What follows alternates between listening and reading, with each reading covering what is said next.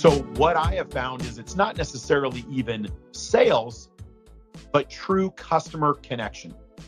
And when you walk in and you ask your customers what they need, how can we be of better value? What are they renting from other rental houses that we could possibly buy so we can become a one-stop shop? And then not only that, but who else do they know where they would recommend our services to like-minded business owners? And if we control our destiny as a rental company rather than just welcome the person that comes through the door, we are in more control of our numbers. The problem is we've all seen it over the last 10, 15 years as many of the rental houses are consolidating and they're buying up some of the smaller rental houses. The value of true connection, great sales, and customer service is becoming more valuable every single day. Welcome to Peer Talk, a dialogue with business owners just like you. Peer Talk conversations run the gamut of business challenges facing owners today. The host of Peer Talk is Dan Crowley, founder and owner of Peer Executive Groups, which provides a safe space for owners to share their experience, grow their businesses, and learn from their peers. Hi, this is Dan Crowley. We have a number of great owners in our peer group network, just like you, and our job is to give you a voice here on Peer Talk. This podcast is sponsored by Wheel Jackets. Wheel Jackets is setting the new industry standard in surface protection by providing the strongest and most affordable line of products. Wheel Jackets are preferred by contractors to keep their equipment from marking up and spilling on finished surfaces. Wheel Jackets took advice and opinions from people in the field to design and develop a product that saves them time and money. Wheel Jackets are the trusted surface protection product by peer group members and will undoubtedly keep your job site clean from equipment markings and leaks. Our guest today on Peer Talk is Elliot Vigil. He has a passion for training and personal development. His degree is in education. He wanted to be a teacher from a young age, but he found success in sales and became a top sales producer in both United Rentals as well as Ahern Rentals. With over 20 years of sales experience in the construction and rental industry as a nationally #1 ranked sales rep, he found his calling in sales training and development and wants others to enjoy his passion. Welcome to another exciting edition of Peer Talk. I'm very excited today because I just got back from New Orleans and a phenomenal ARA show where I got to spend some time with our guest, Elliot Vigil. Welcome, Elliot. Thank you so much, Dan. It's an honor to be here today. Well, we're excited to have you here and looking forward to hearing about your background, kind of also where you see what is facing our market right now and how people can best utilize your services. And then, of course, you and I will be chatting about the future. So I'm really excited where we will be headed. So tell us about your background. I know you're 20 years in the industry and you've been everywhere from United to Ahern, and you live in Colorado now, but you have spent time in Vegas. So why don't you tell us a little bit about your origin story? Outstanding. Thanks for asking. So I ended up in the rental industry, and it's kind of funny because most people, somebody in their family, somebody was in construction or construction equipment. That was not my case. My dad worked at Rocky Flats making nuclear bombs, and my mom worked for Hilton running a hotel. And so I didn't have anyone who knew anything about construction. And one of my friends went to go work for United Rentals, and he called me up when there was a sales opportunity. And he told somebody, this guy knows how to sell. And I started at United Rentals, and it was kind of funny because the background I came in, which probably some of your viewers are familiar with, was Zepp Manufacturing. And Zepp Manufacturing, they use it in all their shops, brake wash, hand cleaner, and things like that. And that's what I was selling. Well, when you sell hand soap, you learn how to hustle and you learn how to work your butt off. And when I started with United Rentals, it was all I ever knew was to go out and build wonderful relationships, because people buy soap or buy brake cleaner over and over. And it wasn't a big leap, where rental is all about relationships. As we all know, it's repeat business. And I worked for United Rentals for a while, and I did extremely well. I became one of the top producing sales reps. And we all know that when you do really good at a job, they demote you. or no, wait, promote you. Those sound a lot alike, but they're not the same. So I got a demotion to a vice president, and my wife and I moved to Las Vegas in 2007. And Vegas was an entirely different animal. That's when some of the biggest job sites in the world, like City Center and Fontainebleau, were kicking Oh, off. yeah. And boy, was that an education of a different level of sales and sales skills. I learned a ton. And lo and behold, the economy crashed, as we all know, in 2008. And my wife and I scampered back home to Colorado. And shortly thereafter, Ahern Equipment brought me on, not as a VP, not as an executive, but as a junior sales rep. So I got to start all over from scratch. Nice. And it was a wonderful education. And I built my book of business all over again to a point where I was billing over $1 million a month in rental revenue. And I was the number one salesman for Ahern Equipment in the world. Wow. And it was fun because I realized as much as it was terrible to watch the economy boom and crash and watch Ahern file for bankruptcy, a lot of big things that happened, I wouldn't change it for anything because it taught me some valuable lessons. Excellent. Excellent. And it's so fascinating. So a couple of things there I want to unpack. One is, how did you know when your calling would be sales? Because you're technically, even though you're coaching right now, you're still selling your coaching, right? So, Absolutely. but what is it about? When was the moment? Like there had to have been something going on when you were like 12 or 10 or something. Yeah, well done. Well done. You're exactly right. I actually wasn't 12 or 10. I was 9. Got it. And my mom threw one of her business cards into a fishbowl, and they draw the card out of the fishbowl and you win something. And my mom won $500 at Costco. Huh. And it's when Costco was just getting started. And she took me to Costco with her as a 9-year-old little boy. And I wandered around in Costco. And for the first time ever in my life, I saw cases of gum. You could buy 24 packs of gum. And I asked my mom if I could have one. And she's like, absolutely not. You do not need to chew that amount of gum. I go, I don't want to chew it all. I want to sell it. And she's like, what? I said, if I brought this bubble yum to school, I could sell it for 50 cents a pack. And this case of gum is going for $5. I can turn around and I can make about $7 in profit. Nice. And my mom bought it for me, and I made I made $7 in profit. And the next time she went back to Costco, I went and bought more gum, and I became a gum peddler at school. Nice. And I of love course, somebody ratted me out, and I got sent to the principal's office. And this is when I realized I knew how to sell. They called my mom down. I was going to get expelled for 3 days, kicked out of school for selling gum on school property. And my mom came in, nothing worse than a mother's disappointment. And the principal said, you can't sell gum at school. And I said, well, can I ask a question about it? The principal's like, And I said, you let the Boy Scouts sell the world's best chocolate. You let the Girl Scouts sell cookies. Why can I not sell gum? Is it because I'm an entrepreneur?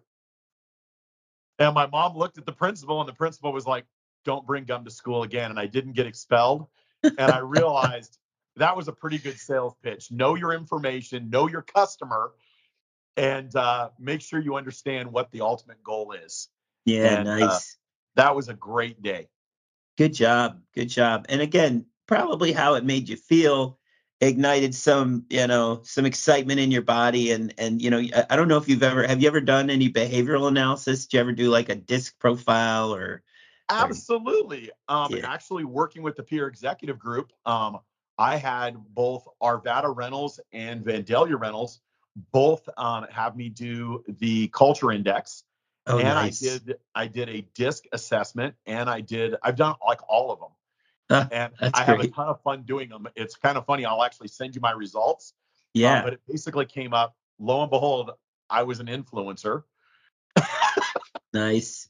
And it was a lot of fun. It kind of gave me a good insight into the type of personality I am. Yep. and I'm definitely somebody who can talk to anybody in a room. Well, that's great. And, I will tell you, and we'll start here, that the fact that, you're in touch with your behavioral analysis and you know that you're an influencer and you know that there's positives and negatives. You're super optimistic, which can be good and bad. Yep. How much am I going to grow this year? 25%, which this plays into our peer group network, right? So we have over 200 members all trying to prepare for a new year, all talking about how the economy is going to influence that year. But That's right. if depending on their behavioral profile, they may be influencers and they say, I'm going to grow 15% and the market's looking at a 5% growth rate. And then that's where you come into play. And we'll talk about this a little bit later about, well, I guess we could talk about now is this idea of being a fulfillment organization, which will grow with the economy. So if the economy grows 10%, we're going to grow 10% versus in downtimes, how do we grow our business? Like I obviously would need to, take away market share. And you and I have had conversations in the past about this, which is how rental, especially independent rental, may see themselves as flipping the open for business sign on the door and walking back behind the counter versus, going out and looking at it we're an outside sales organization. This is what we're going to do. So tell us about what that's been like. Clearly your services have been called upon significantly in the last year or so, and will continue to happen as long as people are concerned, right? And especially want to continue to grow and develop their companies. So tell us a little bit about that right now. Outstanding. And it's interesting. The big thing that I found is I think COVID made changes to business. And each one of us, we love connection. It's the reason why this podcast is on. People love to connect. They love people that bring value, and they want to talk with people that are in like-minded states. Mm-hmm. And in the rental world, is as much as transactions are wonderful, there are customers that are deadly loyal. They love your person on the counter. They love working with you. They love working with your family. They enjoy the fact that you know them when they walk through the door. The problem is most of the time we're not doing a whole lot to grow that level of business and that personal touch. And as wonderful as the big rental companies are, they lack that local touch. They lack the local feel. They lack the connection for the people that come in. Now, unfortunately, because we get really busy in our yards, we get really busy in our shops. What happens is sometimes people come in and they kind of want to see a familiar face. They want to know where everybody knows their name. Mm-hmm. And when they walk in and people are hustling, yeah, your unit's out there, loaded up on your trailer, head out, or we'll deliver it tomorrow, it lacks the personal touch. So what I have found is it's not necessarily even sales, but true customer connection. Mm-hmm. And when you walk in and you ask your customers what they need, how can we be of better value? What are they renting from other rental houses that we could possibly buy so we could become a one-stop shop? And then not only that, but who else do they know where they would recommend our services to like-minded business owners? And if we control our destiny as a rental company rather than just welcome the person that comes through the door, we are in more control of our numbers. The problem is we've all seen it over the last 10, 15 years as many of the rental houses are consolidating and they're buying up some of the smaller rental houses. The value of true connection, great sales, and customer service is becoming more valuable every single day. It's true. And you said a couple things there that took me by surprise a little bit. And, I'm so used to rental operators focusing on the project solution. But what I hear you saying is they're a relationship. And it's not that you want to exploit that relationship, but my goodness, the potential for connecting and getting, whether it be referrals today or referrals in the future. Which really, that I'm looking at it going, hey, wait a second, you just hit something there that I never thought about. And man, what a great, that's my first tidbit for the day. So thank you for that one. But yeah, it's about the relationship you're forming with that target. So you talk about, you had a lot of questions for that person that you're interacting with. You ask them about other types of jobs, other solutions necessary. It sounded like you prompted a little bit with them on how you might solve the problem, which would involve attachments or different types of things that might be available, some supplemental pieces. Give us more of that. Like, when you go in and you work with one of our peer group members, how do you start the ball rolling with that company? So one of the engagement, because my feeling is that you're going to start kind of as an affiliate / partner with us, you're going to start moving down through our network. So let's prepare them for that. What's that going to look like when they start interacting with you? That's brilliant. I never make an assumption. And what I mean by that is, like, not every one of the members in the peer executive group has an outside sales team. Some of them have an outside sales team, but it's one or two part-time people. So the best thing that I do when I meet people and when I work with organizations is, how can I add value? And what I do is ultimately the three things that matter most. Number one is, what is your goal? Is your goal to grow outside sales? Is your goal to not have outside sales, but handle it internally? How can you have somebody from your counter, without having to hire more people, do a dual role? How can you expand your business without busting your budget? And so there's a lot of those different opportunities to sit down and discuss, how can I best serve and assist? Because it's not just outside sales.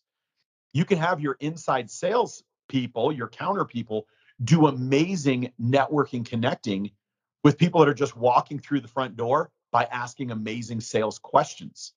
So there's a lot of different dimensions, and I don't make the assumption that one suit fits all. I would rather sit down and listen to what their goals are, listen to what their plan is on the future. Are they growing? Are they sustaining? Are they trying to gain back lost market share? Every one of those is a different dynamic on how you address the market. And I think the first thing is I always like a nice connection call, just like we're doing today, where we sit down and discuss, what are you trying to accomplish and how can I best serve you? Because I have no problem. I have two things that I'm afraid of. Number one, I am genuinely afraid of wasting people's time. Every one of us, the most valuable thing we have is time. And I don't want to waste somebody's time. If I can't bring you value, the other thing I can't do is waste money. So if I come in and it's one of these things where I can't add you value, I don't want to waste your time or your money. So I can do different packages depending on what somebody needs. But the first thing I do, Dan, is listen to what the customer wants.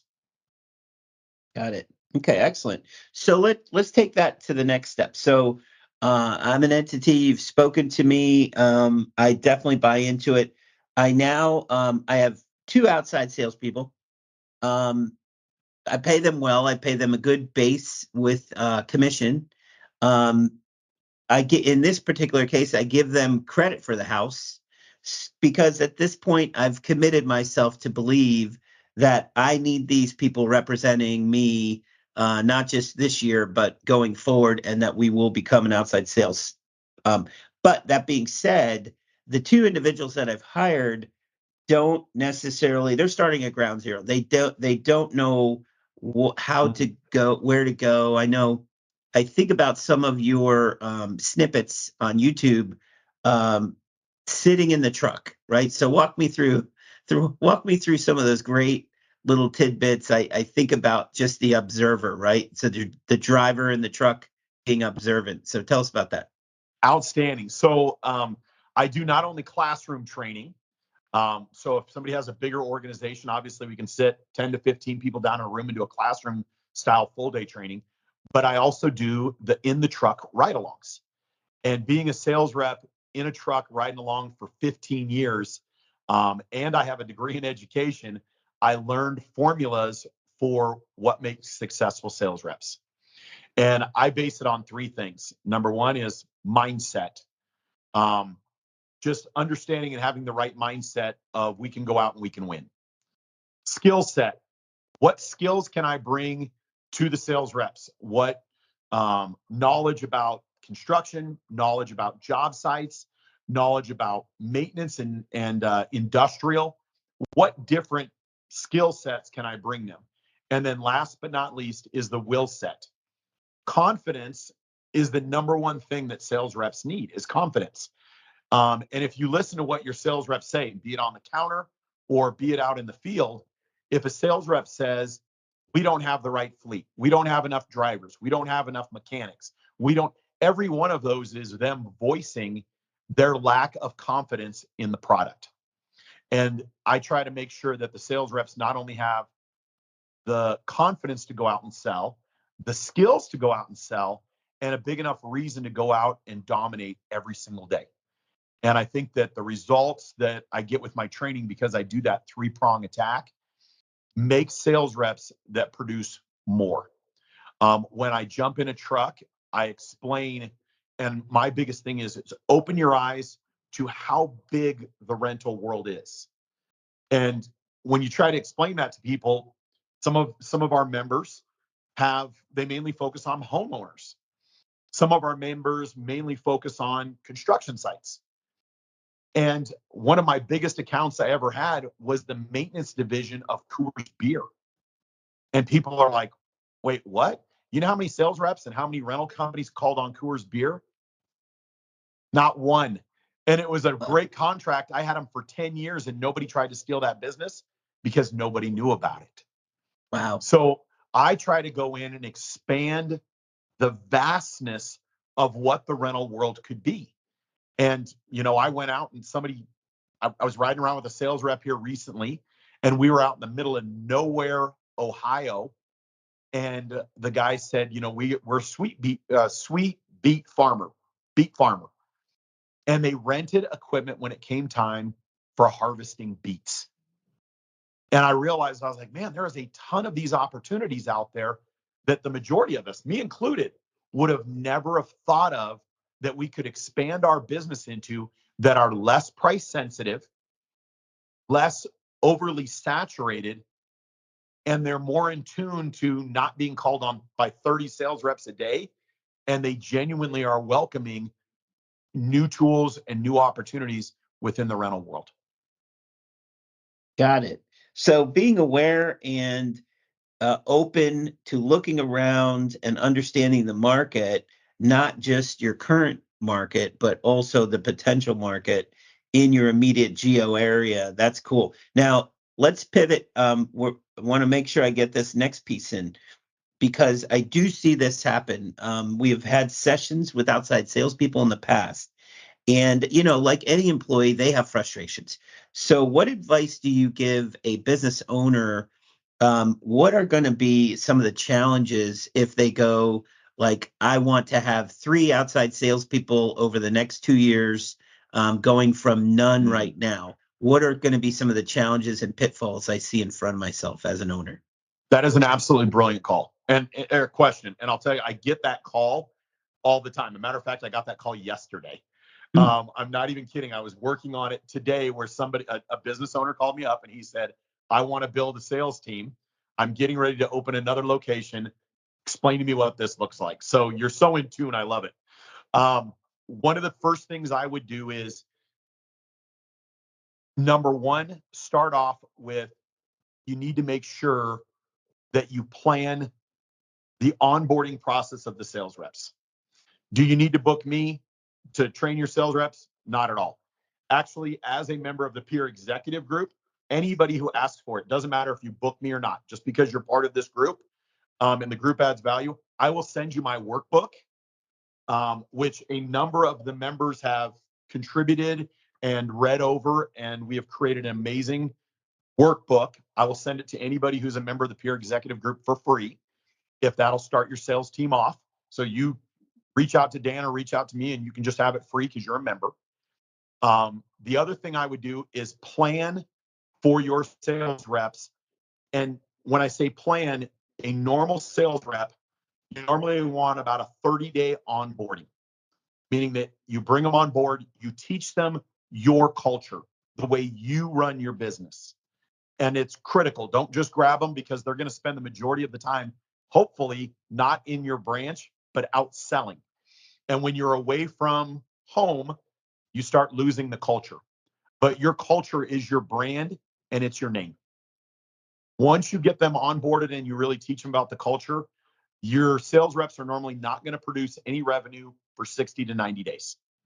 And the reason why is, if you just do a standard rental contract, if you put it on rent today on February 28th, realize that that unit will not cycle bill till 28 days later. Mhm. And then they have to pay the bill, and then your rep starts seeing the revenue come in. So you want to plan your company's revenue. You don't want to bring in 3 at the same time, because it's a big expenditure. I would time them so they get attention, and then know that they won't produce revenue for 60 to 90 days. Okay. You want your reps to grow in revenue by incremental growth. Set a goal. And what that looks like, depending on the size of your rental company, you want your reps to be bringing in anywhere from $6,000 to $10,000 a month, compounding over the first year. And here's why I picked that number: is if at your rental house, I don't care if you're the big giant rental house and you're doing big heavy dirt, your average rental contract may be $3,000, $4,000, $5,000, but you're not doing as much volume. If you're doing small tools, your average rental contract may be $500, $600, $700, $800, but you're doing greater volume. So what that boils down to is, you want your sales reps to bring 2 to 3 deals a week, which should equate to that $6,000 to $10,000 a month, growing. And then the goal is to get your sales reps producing over $100,000 a month in rental revenue. That's really where they're sustainable, and they're creating enough profit for your branch based on Roush and other things like that you can afford their guarantee and all the costs that it has with bringing on a rep. Got it. Okay, cool. And so that number makes sense to me. So it's sort of a break-even number, making sure I get them to that point. And again, we have a lot of peer groups talk about base pay versus commission, and easing into commission from base, right? So start base and go from there. But my question is, like, okay, let's say I'm a more of a mature operation and I've got some salespeople out there, and they make good money if they're doing their job right. What kind of revenue? And it's hard because I don't want to represent it as a general tool. I want to represent it as a heavier construction operation with a decent size contract. What kind of revenue would you want your top performers to be going after?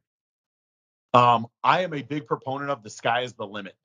And it's kind of funny because as business operators and owners, and we'll do some math just so you can feel it. Normal rental companies right now, and it goes anywhere from a 2% commission all the way up to 5 or 6% commission is what's typically getting paid. The factors that contribute to that is, are they getting bench, or are they getting, well, like what the rates are? So obviously, if somebody's coming out and the rates are much, much lower, you're not making as much. They probably shouldn't be making 5 to 6% commission. If they're discounting heavier, obviously it costs you, it should cost them. That encourages the habit of getting a little bit better rates. So that, with that being said, the best thing I can tell you is that when you sit down with a business owner and you say, what would happen if your sales rep for any organization is doing, and not house, but revenue that they brought. They landed a Kiewit, they landed a giant company, and that company is putting stuff out on rent and they love you, and this sales rep is doing $400,000 a month in revenue. And then you realize you're paying him or her 3% commission.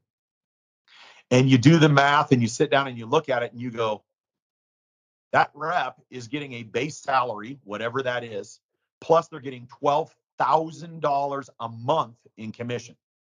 And the business owner says, I'm not making that kind of money. I'm not making $12,000 a month. I'm not pulling in $144,000 a year in commission plus a base salary. That's a sales rep that may be making 170 to 180 a year. And the only thing I can tell you is one of my favorite books, which is called Jack by Jack Welch, is if you have somebody that's bringing that amount of revenue into your business, it's actually a good thing. And they will become accustomed to that level of pay, and it will stabilize your business for the long run, and you'll get better utilization on your fleet, and you'll get a better optimization on your equipment. So in the short term, it seems like they're getting paid a lot, but when you get to the end of the year and you start selling off used fleet or looking at your bottom line, you're going to realize how much value they bring to your company, and it's well worth it. Yeah, I mean, again, if the bulk of their compensation is variable, then the theory is that it's offset by the increase in revenue, which then gives you the EBITDA. So your earnings are going to not be affected by having that kind of healthy commission going out. And I agree with you on that. I do love that picture that paints, man. Wouldn't it be great if, as an independent, you could be like, yeah, let's do it. Like, that would be a nice problem to have, right? So, isn't it a very great cool. one when you're sitting there and you're saying my employees are making too much money? So we have to wrap it up, but before we do, I want to get into the future because we have an interesting future ahead of us. In the short term, I think we're going to be really good with all the infrastructure activity that's coming up and the rebound in the residential construction space. So what does it look like, especially with technology and vehicles? Have a rental operator down in Georgia just went all electric on their salespeople's vehicles, their management vehicles. So it's just a Wow. different landscape, right? So talk to me about your vision, what that might look like. So I'm going to give everybody who's listening to this a gem just to start us off, because you mentioned technology, and I think it's awesome.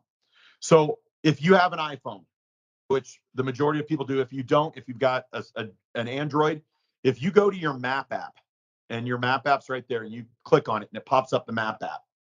If you take that and in the little search engine right there, you type in electrical contractors, and it will auto-populate. And when it auto-populates, what will happen is, when it auto-populates, it'll do a drop pin of all of the locations in and around your current thing. Now, sales and business is all about time. Is our customers call us up, and you have to make decisions as a business owner. How far am I going to reach out for that delivery of that skid steer?